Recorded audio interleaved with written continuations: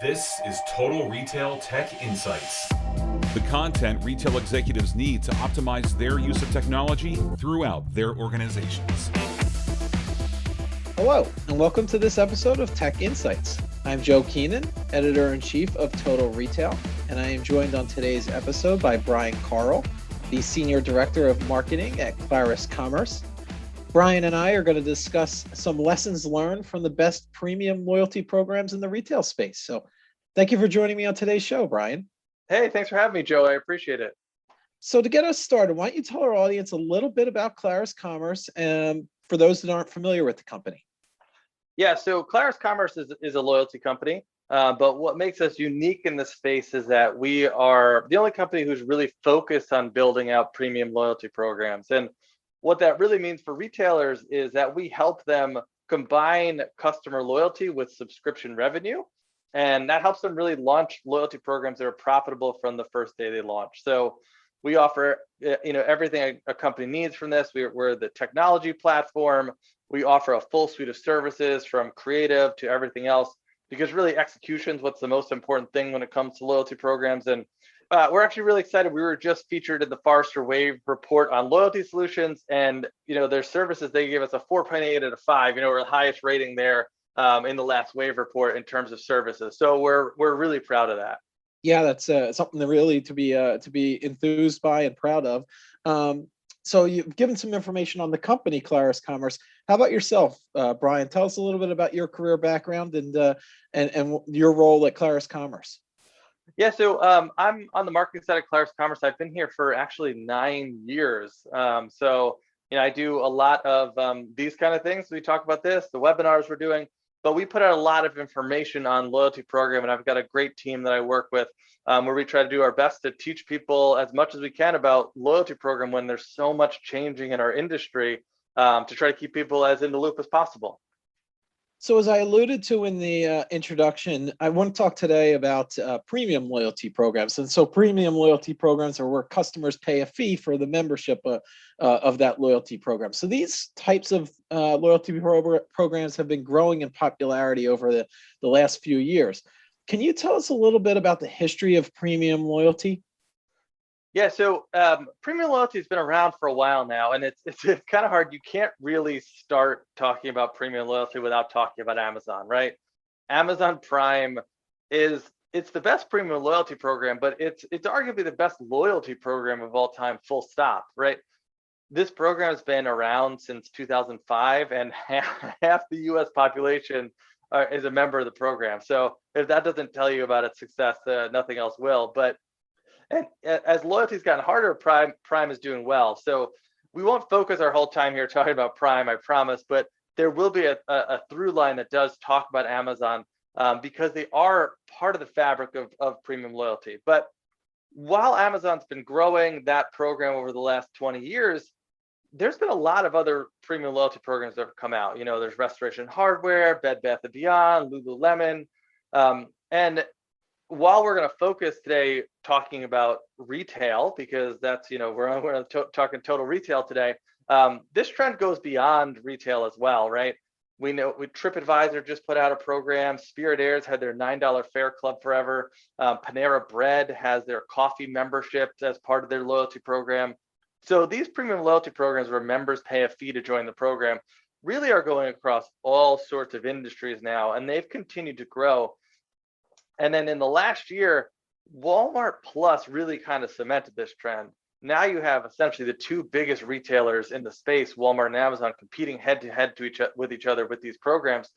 And the real reason I bring that one up and saying they cemented it more than anything is we do a data study where we talk to loyalty marketers, and we ask them about the trends in the loyalty industry. And after Walmart launched, 95% of loyalty marketers who responded to our program that have a loyalty program already are discussing launching a premium loyalty in 2021. So that's just like a massive number, right? Like it's out there. People are talking about it and people are interested in it. And there's 3 reasons why we think it's growing as much as it has. And I always talk about this as the mega trends going on, but the 3 things really are like customers have more choice than they've ever had before. And especially once customers start shopping online more, your choice just explodes, all the different places you could shop at. And with COVID, we know online shopping has just skyrocketed as well, and it's probably going to continue down that road. So that's forced retailers to find new ways to differentiate themselves to try to engage customers more and keep them loyal. The second thing is demand for like instant benefits. So customers, they just want stuff now. They want it quickly. They want benefits now. We live in this instantaneous world, right? If I text you and you don't text me back in 5 minutes, I'm like, what's going on? Is everything okay? So you got those like two things going on. And then also just the normalization of subscription programs. Like subscription is just another part of our lives today. So those three things are part of the reason why, even though this trend isn't new, we do think it's starting to snowball more. So you've talked about some of the trends, is particularly from the consumer perspective. I'm going to kind of flip the coin and talk about from the retailer's perspective. To me, at least, I think premium loyalty, there's a couple of just huge benefits right off the bat. One, it's a consistent source of revenue. And two, the lifetime value, I would imagine, of your members that are enrolled in the premium loyalty program far probably exceed those that are not. And I'm just thinking anecdotally of my own family's behavior when it comes to Prime. You talked about Prime as kind of the standard bearer here in this space, but having paid that fee every year, if there's, you want to get your value out of it. So if I've already paid that money, if I can find it on Amazon and get it shipped for free because I'm a Prime member, I'm going to do that. So in those, when you talk to retailers about premium loyalty, to that kind of that consistent revenue source and that lifetime value come to the top, those are the main things that you're hearing? Yeah, I mean, right. You hit those two right out of the park, right? I think that a lot of the customers we talk to or prospects we talk to, there is definitely a revenue component. To create a program like this can be very profitable for these kind of companies just from that side. And there's a report recently where McKinsey actually put out on this, where they studied premium loyalty programs, and I can't remember exactly what the numbers off the top of my head. I think it was 40. They found that customers are 40% more profitable who join their premium loyalty program before they even add on the fees that they're getting, right? Yeah. So that is just on top of that. So that customer lifetime value increasing on top of the fees that they're getting for these programs is great. And I think you're right on when you talk about like shopping more because of it. Yeah, Amazon's a great example you talked about, but another one is that we could talk about at some point too is Restoration Hardware. Restoration Hardware, 95% of their purchases come through their premium loyalty program, right? Because it makes sense. It's $100. So if you're going to buy a couch, you're going to join that program to get 25% off. And what they see is, people who maybe wouldn't have normally gone there to buy towels are going to start going there to buy towels now because they go, well, I'm going to get 25% off. Like I've already paid for this membership. Like I'm going to get a discount and I can get those nice towels I wanted. So it does change behavior. And it helps put you as top of mind, right? And that's the thing that retailers really want to be, is you want to be the reflex. You want to be the one when someone goes, I got to get this, they reflexively think of you. We want to be the habit. And that's what premium loyalty really helps. So I know you've already prefaced it by saying we don't want this conversation to be entirely about Prime, and we promise we won't make it that way. But I do have to ask, in terms of Prime, since it's kind of the leader in this space, what makes it such an outstanding premium loyalty program in your eyes? Yeah, so the thing with loyalty programs is that you can't just take someone else's loyalty program and stamp it out and make it your own. So we talked about Walmart Plus earlier, and one thing that's just interesting before we sort of get deeper into the Prime sort of conversation is, they tried to do a shipping pass thing that didn't really work super well for them, where they essentially just tried to make Prime for Walmart. And Walmart Plus is a completely different take on that. And they're doing a lot of things right with their new program as they think about Walmart Plus. So you have to think about this stuff as unique for your program. So I'm not going to tell you Amazon is great. You should spend $9 billion to buy MGM Studios and put that out for your program. But we should look at Amazon Prime and figure out what things were working for them, what they did right that you can apply to your program. So there's a couple tips that we could talk about there. The first thing is that, focusing on your customers. What do your customers think is valuable? it's easy to forget now that in 2005, when Amazon launched, online shopping wasn't the easy, convenient thing. Like now, when we shop online, it's because it's easier than going to the store. But that was the opposite in 2005. It Yeah. was kind of a hassle, right? You had to, wait to get things shipped. It would take, a week, 2 weeks. You had to pay for shipping. So what they did with Prime was they solved customer pain points. And, now that fast free shipping has become ubiquitous, especially with premium loyalty programs. But it's easy to forget that that was really a pain point they were solving. So that's one of the things we start thinking about benefits mixes. What can we do to make this a better shopping experience for your customers? So that's the first thing to think about as you kind of go through this thing. The second thing is this focus on instant benefits. So, Prime members are going to get fast free shipping every time they shop with them. We talked about, or kind of joked about, like their movie and their TV side, but that's another instant benefit that they offer where someone gets something right away from it. And the loyalty industry in general has been pretty good starting to notice this, right? So this is where you started to see experiential loyalty start to become a big thing, and it's getting talked about more and more. And it is really important. Experiential is really important because it gives someone that good feeling right away. But we also need that transactional side of it too. Transactional benefits, especially the ones that someone's getting every time they shop with you, reinforces a lot of that positive feelings. And we do a data study every year of consumers to just understand what they're looking for in loyalty programs. We survey 2,500 people to ask them these questions, and about 60% said instant discounts that they can use every time is one thing that would definitely motivate them to join a premium loyalty program, right? People want instant discounts. We're in an instant world today. So that's another thing that Amazon did right that retailers should look at when they're starting to create these kind of programs.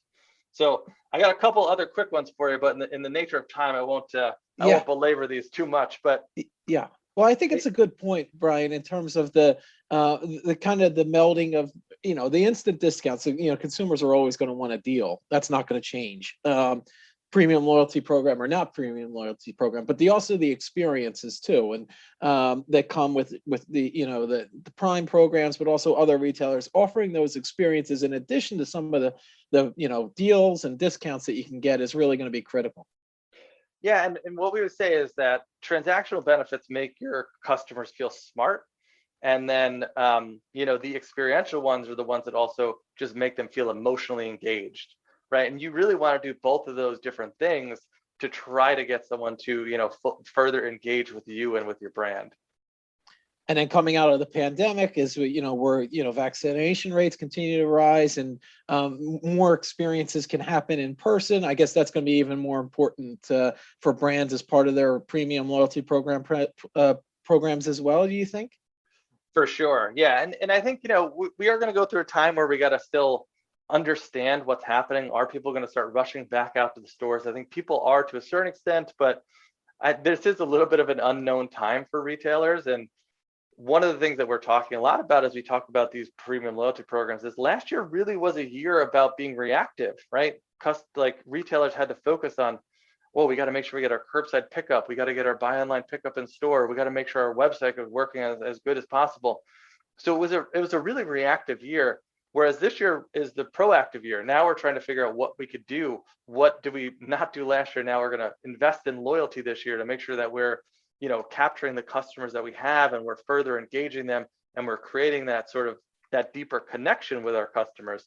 So we think this year is going to continue to be a good year for loyalty because we think brands are going to continue to dive a little bit deeper in here as they get more proactive into trying to keep customers back in their ecosystem as we get back to whatever the new normal is, not to use that phrase. But. Exactly. And to your point earlier, that keeps those customers in their ecosystem because there's so much competition out there, especially online nowadays, that it's critical that you have some sort of mechanism for trying to get customers to come back and purchase again. So I know we talked about Prime already, and we said this isn't going to be solely about Prime. So let's move it away from Prime here. Let's talk a little bit about some of the other programs, and you've referenced a couple of them from Walmart, Restoration Hardware, Bed Bath & Beyond, some of the others that these premium loyalty programs that are interesting to you, and why so? So as we think through premium loyalty, or starting with loyalty programs in general, there's a couple different fits that you need to make work to make a loyalty program work well, right? The first thing is you got to make sure that the benefits work with your customers. And when you're talking about a loyalty program that doesn't cost anything, that's really the main fit you're talking about, right? You just want to make sure that the benefits you're giving work really well for your customers. When you add premium loyalty, it adds this component of the price. And now you got to make sure that that price works for the benefits, but also that price works for the customers, your customer base. So I put that out there because as we talk about some of these programs, I like to think through it in some of that lens as you start to think through the program constructs and what makes sense for that customer base versus other customer bases. Because again, you can't really stamp these out and duplicate them. You have to really think through this mix and how do you make those three different elements work all together. So we already talked about, Walmart Plus earlier, but I do think that one is highly fascinating just because of their size and their scope in the space. The Best Buy one is another interesting one that we're following just because it is a very high price point, and they have a free loyalty program, and this is on top of it. It is much more on the experiential side and there's the safety side, right? They're giving you these extended warranties. They're giving you Geek Squad support. So stuff that's gonna just help a certain group of people. And I come back to that, like that framework I was just talking about making sure it's right for your customers. But those are all benefits that speak to Best Buy customers, right? Some of those services, yeah. Mm-hmm. So, and then, as you talk about other ones that is out there, like the Lululemon one is another interesting one because Lululemon's is $160, and that has actually grown since they started their pilot. I think it started at $125 when they launched their pilot. So they've actually increased the price over time. And that one, again, is an audience that can take a $160 program, though, right? So you can't just always do this for everyone. But one of the things that's the most interesting about their program is they give you a free pair of leggings or shorts or an outfit that actually have like the membership logo on it. So there's like a status component that kind of comes into it, which makes a lot of sense for Lululemon. And then they also blend those transactional experiential ones that we talked about, right? They're doing yoga classes, but they're also doing benefits around like free shipping and other sort of transactional benefits.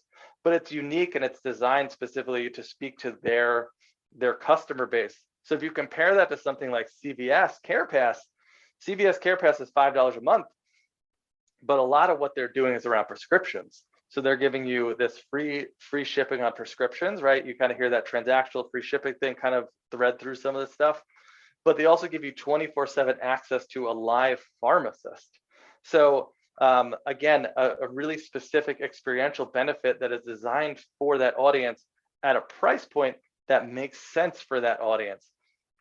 And another interesting thing that CVS CarePass is doing that you're starting to see come up more and more is they're actually giving you $10 a month in credits to shop there. So this is something that GameStop does as well. I think theirs is $5, but it's another way you're getting it every month and it's going to expire at the end of the month. So you've joined now and they want you to keep coming back, right? Very similar to the Panera Coffee Club that we were talking about. Those people don't come in and just get coffee, right? They come in for the free coffee and then they're going to buy something else. Yeah. You're not going to buy a $5 video game at GameStop. You're going to take that $5, you're going to spend it on something more. So they're getting people to opt into these programs and they have this recurring sort of function that keeps people kind of coming in. So that's why I think some of those are really interesting. And then just another quick one, Lids is a fascinating one just because it's $5 annually. So we've been talking about some of these ones that are, $160, $200, $150. Lids has a program that's just $5 and it's 20% off hats. It's like a very simple transactional value proposition that is very easy for customers to understand. They could easily see value out of it. And ease is something that's an important part as you think about loyalty in general, is we want to make sure it's easy for people. And then the last one I'll leave you with is, we already mentioned Restoration Hardware, but the thing that's so interesting about Restoration Hardware for this audience is not so much the program itself, but the why they did it, right? Restoration Hardware, they created that program to get away from doing promotions. So like the whole idea is where they're a higher end brand, they don't like doing coupons, they don't want to push people in at certain times of the year. So let's put out a premium loyalty program, people will join it, they're going to get 25% off the whole year. And that is the promotion. that's the promotion to get people in, that's the promotion to get people to buy. And it's worked, it's worked really well for them. So it's just from a retailer's perspective, I find Restoration Hardware and the why they did it to be such a fascinating case study for some of the values of premium loyalty. So, you know, kind of put it through that lens. We got to make sure we're focusing on our customers, what benefits work for them, how does the price work together. So I like to look at it as we look through these programs and talk about them, talk through those mechanics a little bit. But hopefully that gives a pretty good oversight on some of the ones in the space. It certainly does. I think a couple I wanted to call out that I think your point about the Restoration Hardware and kind of that maintaining that brand image that they want to be seen and viewed as a premium brand. So they didn't want to be seen, promotions, sending discounts, coupons in order to get people into their showrooms. Premium loyalty program makes sense there in that use case. And then the other one, CVS, which the Care Pass, and giving those customers the $5 a month charge, but then giving $10 back. CVS is banking, and you made this point that those customers, once they come in with that $10, they're going to spend more than that. The average basket size is going to be not just that $10, but $10 and beyond. So they're getting some incremental spend once that customer gets into their store. Yeah, and they're making a habit of it, right? And I think that the difference between CVS and Restoration Hardware is such a fascinating one, because Restoration Hardware is not somewhere you're going to go weekly, but CVS, a lot of people do like things like even like grocery shopping and stuff there. So, while some of this stuff was around, RX, and that's one of their bigger things, they're just getting people to come in more often. So, yes, they're that once a month thing that they're giving you, that thing that they're giving you is there, but you might start shopping there weekly because you just get used to shopping at CVS more often. Yeah. Yep. Let's talk about the loyalty landscape across the industry. And obviously, there's so many retailers that have free loyalty programs. Even some that have had to have premium programs also have a free component, a free program as well. Best Buy, I think you just called out with that. So in your opinion, and kind of looking at where we're heading, do you think more retailers should potentially look at dropping their free programs in exchange for rolling out a premium loyalty program? Yeah, we don't advocate for that at all. We think that free and premium work best when they're actually done together. There are definitely edge cases where it might make sense to have one or not the other. There's definitely those cases, but they tend to work really well together. I mentioned earlier we did a data study, and it showed that 67% of customers who belong to a free program are more likely to join a premium loyalty program, right? So 2/3 of the customers who are already in your free loyalty program are more likely to join your premium loyalty program. So you're actually priming the funnel for your premium loyalty program with the free loyalty program, but they just work really well together in general as well, because you can seamlessly upgrade and downgrade. While we would love to have every member stick around forever as a premium loyalty program, that's just not the case, right? Because we are charging people money to join these programs. So they do sometimes they will churn out of these programs here and there. So having that sort of upgrade downgrade function really works. And then as looking to the future, we know we're going to be getting to the point of cookieless and all that stuff that's happening. Loyalty programs are a great opportunity for retailers to continue getting data on their customers, and having customers opt in to give you data. So as we look through a cookieless future, loyalty programs are going to continue to play a big role there. And premium loyalty programs are not going to speak to 100% of your customer base. So having these two things together can really help your overall data strategy as well. Yeah, that last point, I think, is a really critical one, Brian. We probably could do another half hour just around kind of the data piece around loyalty programs and why that's so critical is as brands look to personalize experiences and remarket to customers. There's so much value there too. Unfortunately, we're just about out of time for this episode, but I do want to give you the opportunity for retailers that are interested in learning more about premium loyalty. Tell us a little bit about how they can get in touch with you and learn a little bit more about Clarus Commerce. Yeah, I mean, really two things. If you go to claruscommerce.com and fill out one of the forms on there, we're happy to have one of our loyalty experts chat with you to help you understand, help us understand your business challenges and your goals, and if there's something that we can help you kind of get through. If you're looking to just learn a little bit more about premium loyalty in general, we have a resource that we put out called the Premium Loyalty Starter Bundle, which we think is a really, really great way for people to get a better understanding of premium loyalty. So if you go to claruscommerce.com/total retail, you can get instant access to that today. That includes an ebook about the definitive guide to premium loyalty. That's going to go through, all the examples of successful programs, and then answer some of the questions around to like what is a premium loyalty program, and then actually get us deeper into like the KPIs and stuff you need. There's also an ebook about answers to questions you should be asking. We have the data study that I've referenced through here. And then it also includes a webinar that we did all about loyalty lessons for Amazon Prime. So I know we touched on a couple of those earlier. There's an hour-long webinar that's part of this Kickstarter bundle that we're giving to the listeners that goes really deep there. So if you want to learn even more about what you can learn from Prime when you're thinking about designing your loyalty program, go to claruscommerce.com/total retail, and you could download that bundle and you'll get instant access today to all those different resources. Yeah, a lot of great opportunities for our audience to gain some valuable insights and some data into the premium loyalty space and why it's, to your point earlier about how it's so quickly growing and so many retailers. I think you said 90%, or if they don't already have a premium loyalty program in place, they're thinking about implementing ones in the near future. So some great opportunities to learn more about this. So at this time, I want to take the opportunity to thank Brian Carl, the Senior Director of Marketing at Clarus Commerce, for joining us on today's episode of Total Retail Tech Insights. Thank you, Brian. Joe, I appreciate you having me on. Thanks so much for the discussion. This was great. Thanks for listening. For more information on this podcast, please check out our podcast channel page at mytotalretail.com/podcast for show notes. Tech Insights is available on Apple Podcasts, Google Podcasts, Stitcher, and Spotify. Make sure to subscribe on our podcast channel page as well. If you've enjoyed this episode, please take a few moments to rate and review this podcast. Thanks, and until next time, this has been Total Retail Tech Insights.